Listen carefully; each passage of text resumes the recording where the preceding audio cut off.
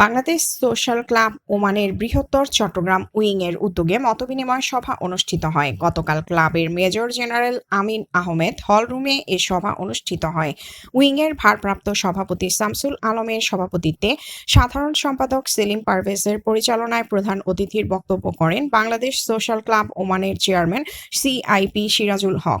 এ সময় অন্যান্যদের মাঝে মুক্ত আলোচনায় অংশ নেন ক্লাবের senior vice chairman CIP Rezaul Karim, CIP Azimul Haque Babul, সাধারণ সম্পাদক এম.এন. আমিন, আব্দুর রহিম, চট্টগ্রাম উইংয়ের সহ-সভাপতি সিআইপি নেসার উদ্দিন, জয়নাল আবেদিন, এ.কে. খান, ওয়াজেদ বাবলু, রফিকুল্লাহ, আরিফ চৌধুরী, মনির হাসান সহ আরও অনেকে।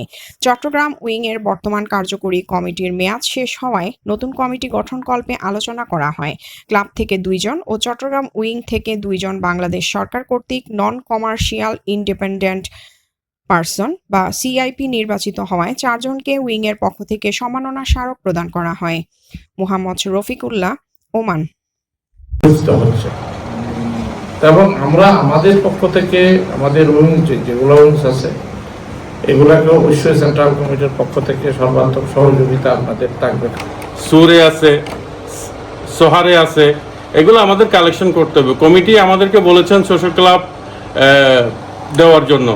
আমি সবার প্রতি অনুরোধ করব, যার যার অবস্থান থেকে আমরা যতটুকু পারি ততটুকু ইনশাআল্লাহ আমরা নিজেরা সশ্রেষ্ঠভাবে আমরা এখানে সবসময় সহযোগিতার হাত বাড়িয়ে দেবো।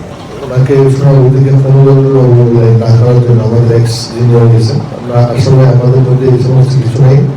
আমরা এই মিটিংয়ের জন্য আমি ওনাকে ব্যক্তিগতভাবে কল করেছি।